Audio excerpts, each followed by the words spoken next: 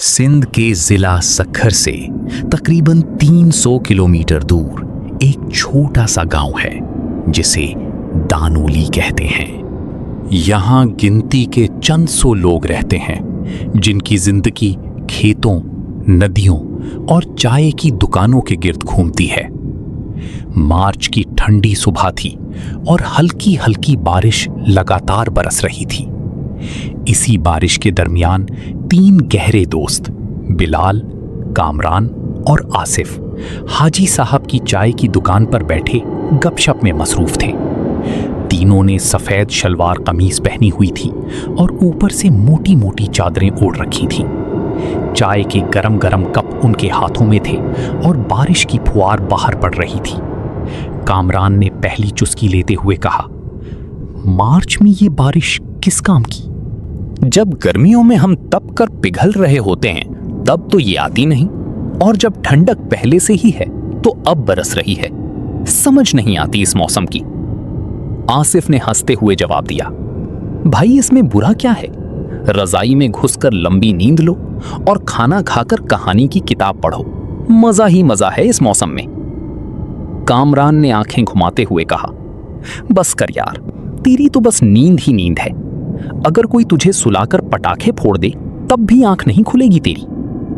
आसिफ ने फख्र से कहा, नींद से मोहब्बत करने वाले की आधी मुश्किलें वैसे ही खत्म हो जाती हैं भाई, ये मेरी फलसफा है। तभी बिलाल, जो काफी देर से खामोश बैठा कुछ सोच रहा था, अचानक बोला, यार सुनो, आज रात क्या राय है नदी पर जाकर मछली पकड़ने की? नाव लेते हैं, जाल डालते हैं, बातें करते हैं, कैसा लगेगा?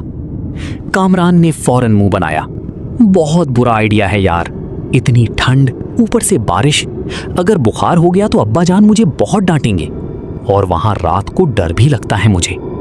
बिलाल ने कहकहा लगाया, अरे कितना डरपोक है बे, हम 3 दोस्त साथ होंगे, क्या डर है? आसिफ ने थोड़ी हिम्मत दिखाते हुए कहा, भाई मैं डरपोक नहीं हूं, मेरे अंदर बहुत हौसला है।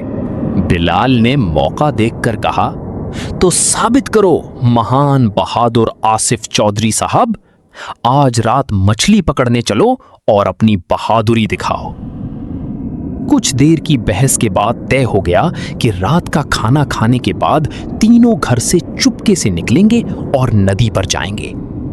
बिलाल ने जिम्मेदारी ली कि वो नाव और जाल का इंतजाम करेगा। शाम ढलते ही बिलाल गांव के बूढ़े माहीगीर चाचा गुलाम के पास पहुंचा। चाचा गुलाम एक कमजोर और बूढ़ा आदमी था जो गांव के किनारे पर एक छोटी सी कच्ची झोंपड़ी में अकेला रहता था। उसके चेहरे पर गहरी झुर्रियां थीं और आंखों में बरसों का तजर्बा चमकता था। बिलाल ने दरवाजा खटखटाया तो अंदर से आवाज आई, कौन है इतनी रात को? बिलाल ने दरवाजा खोला और अंदर झांक कर बोला, चाचा मैं हूं बिलाल, मुझे आपकी छोटी नाव और मछली पकड़ने का जाल चाहिए। हम दोस्त मिलकर पूरी रात नदी पर मछली पकड़ेंगे। 300 रुपए दूंगा चाचा, मंजूर है? चाचा गुलाम ने अपनी लालटेन उठाई और बिलाल के चेहरे को गौर से देखा, फिर संजीदगी से बोला, क्या कह रहे हो बेटा, रात को नदी पर जाओगे? ये आसान काम नहीं है। दिन में मेरे साथ चलो, मैं खुद ले जाऊंगा। बिलाल ने इसरार किया, नहीं चाचा, हमें आज रात ही जाना है, मैंने दोस्तों से वादा किया है, मना मत कीजिए। चाचा गुलाम ने आह भरी और धीमी आवाज में बोला, बेटा रात को नदी बहुत बेचैन हो जाती है, अंधेरा गहरा हो जाता है और ऐसी चीजें दिखाई देती हैं जो बहुत खौफनाक होती हैं। इन चीजों को बर्दाश्त करने की ताकत तुम नौजवानों में नहीं है।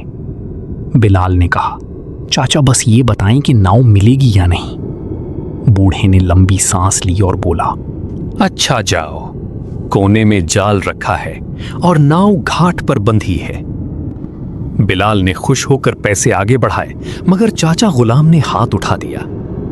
पैसे नहीं चाहिए बेटा, लेकिन ये काला धागा अपने हाथ में बांध लो, ये तावीज है, इससे कोई खतरा तुम्हें छू नहीं पाएगा। अपने दोस्तों को भी पहनाओ, वादा करो मुझसे कि सब पहनेंगे। बिलाल ने मुस्कुराते हुए धागा लिया और सोचा ये सब बुजुर्गों का वहम है, मगर चाचा की बात का लिहाज करके उसे हाथ पर बांध लिया और बाकी धागे जेब में डालकर रुखसत हुआ। रात का अंधेरा गहरा हो चुका था और सर्दी में इजाफा हो रहा था। बिलाल तेजी से चाय की दुकान के सामने पहुंचा, जहां सार्थक एक बड़ा बैग लेकर खड़ा था। कामरान ने पूछा, ये इतना बड़ा बैग क्यों लाया है? आसिफ ने हंसते हुए जवाब दिया, भाई पूरी रात मेहनत से मछली पकड़ेंगे तो भूख भी लगेगी ना। खाने पीने का सामान ले आया हूं, छोटी सी दावत भी हो जाएगी। तीनों हंस पड़े। थोड़ी देर में आसिफ भी आ गया। उसके चेहरे पर डर साफ नजर आ रहा था, मगर वो बहादुरी दिखाने की कोशिश कर रहा था।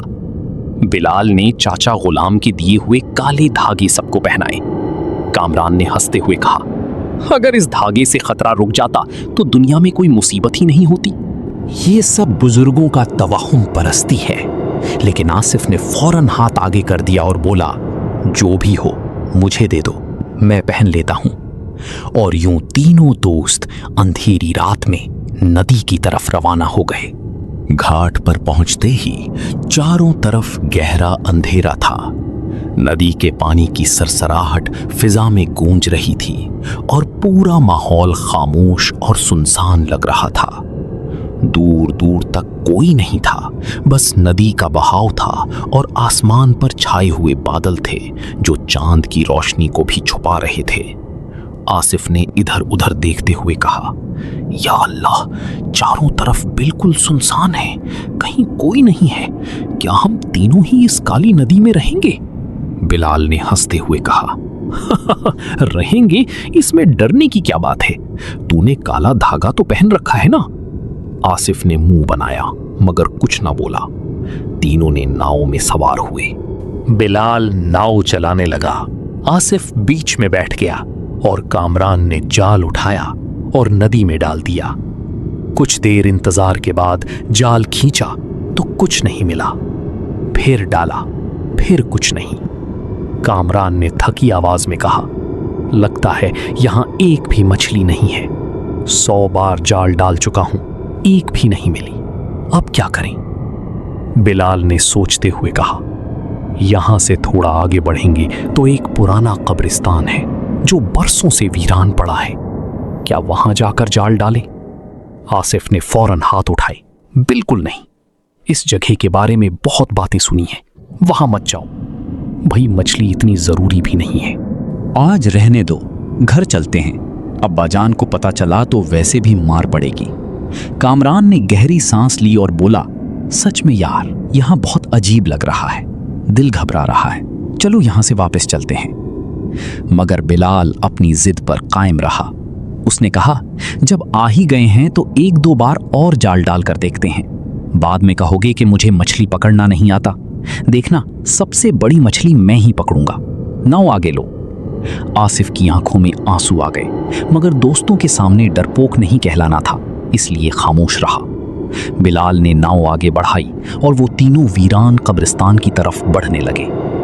इस जगह से जुड़ी ना जाने कितनी खौफनाक कहानियां गांव में मशहूर थीं, मगर तीनों ने अपने डर को दबाया और आगे बढ़ते गए।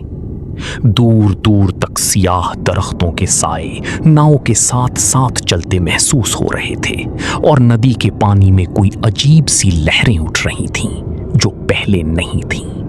चारों तरफ गीदड़ों की डरावनी आवाजें गूंजने लगीं जो फिजा को और भी खौफनाक बना रही थीं। आसिफ ने सर झुका लिया और दिल ही दिल में दुआ मांगने लगा। वीरान कब्रिस्तान के पास पहुंचकर नाव रोकी गई। माहौल पहले से कहीं ज्यादा खामोश और भयानक लग रहा था।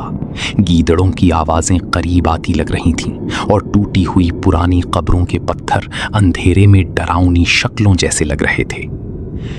आसिफ ने कांपते हुए कहा, देखो, ये गीदड़ कितनी डरावनी आवाज में चिल्ला रहे हैं। मैंने पहले ही कहा था यहां मत आओ, तुम लोगों ने मेरी एक नहीं सुनी। चारों तरफ देखो, कितना खौफनाक है ये सब। कामरान भी अब खौफ महसूस कर रहा था। उसने आहिस्ता से कहा, सच में यार, बहुत अजीब लग रहा है, दिल घबरा रहा है, चलते हैं। मगर बिलाल ने कहा, थोड़ा रुको, बस एक बार और जाल डालते हैं। कामरान ने कांपते हाथों से जाल उठाया और नदी में डाल दिया। कुछ देर इंतजार किया, फिर जब जाल खींचा तो जो उसने देखा वो देखकर उसके हाथ पांव ठंडे पड़ गए। जाल में एक लड़की का कटा हुआ सर फंसा हुआ था, खून से लथड़ा हुआ, आंखें खुली हुई, चेहरा पीला और खौफनाक। तीनों के मुंह से एक साथ चीख निकली और वो डर के मारे कांपने लगे। आसिफ ने चिल्लाते हुए कहा, ये क्या है? कितना डरावना है! फेंक दो इसे, जल्दी फेंक दो। कामरान ने घबराहट में जाल छोड़ दिया।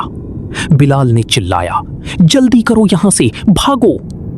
मगर अगले ही लम्हे तीनों ने देखा कि नाव रुक गई है, हल ही नहीं रही, जैसे किसी ने पानी के अंदर से थाम लिया हो। बिलाल ने चप्पू मारे मगर नाव जर्रा बराबर ना हिली। फिर अचानक नदी के किनारे से एक सर्द और लर्ज़ाखेज़ आवाज आई, मेरा सर मुझे वापस दो, दे दो, मैं कह रही हूं मुझे वापस दो, वरना तुम सबको खत्म कर दूंगी। तीनों ने डरते डरते नदी के किनारे की तरफ देखा और जो उन्होंने देखा वो उनकी रूह तक को हिला गया। किनारे पर सफेद कपड़ों में एक औरत खड़ी थी, कलाई तक के सफेद सूट में मलबूस, लंबे बाल हवा में लहरा रहे थे। मगर सबसे खौफनाक बात ये थी कि उसके कंधों पर सर नहीं था, बस एक खाली धड़ किनारे पर खड़ा था और वो आवाज फिर भी आ रही थी, मेरा सर मुझे वापस दो। तीनों ने एक लम्हे भी जाया नहीं किया। तीनों ने नदी में छलांग लगा दी और तैरते हुए दूसरी तरफ जाने लगे। सर्द पानी जिस्म को सुइयों की तरह चुभ रहा था, मगर डर ने सर्दी का एहसास खत्म कर दिया था। नदी पार करके तीनों दौड़ने लगे और वो आवाज पीछे से आती रही, मेरा सर मुझे वापस दो, दे दो, दे दो। भागते भागते तीनों की सांस फूलने लगी थी, पांव कांप रहे थे और दिल तेजी से धड़क रहा था। अचानक उन्होंने देखा कि थोड़ी दूर एक घर में रोशनी जल रही है। रोशनी देखकर उनके हौसले बंधे और वो उस तरफ भागे। डरते डरते दरवाजा खटखटाया। अंदर से एक बूढ़े आदमी की आवाज आई, कौन हो तुम लोग? इतनी रात में यहां क्या कर रहे हो? तीनों ने एक साथ गिड़गिड़ाते हुए कहा, चाचा दर खोलो, हम बहुत डरे हुए हैं। बूढ़े ने दरवाजा खोला और तीनों के चेहरे देखकर फौरन उन्हें अंदर बुलाया। तीनों ने कांपती आवाज में पूरी दास्तान सुनाई। बूढ़े ने उन्हें चटाई पर बिठाया, गर्म पानी लाकर दिया और फिर संजीदगी से बोला, बेटा, चंद साल पहले की बात है। इस वीरान कब्रिस्तान के पास एक लड़की की लाश मिली थी। उसका गला कटा हुआ था। बहुत तलाश के बावजूद उसका सर नहीं मिला।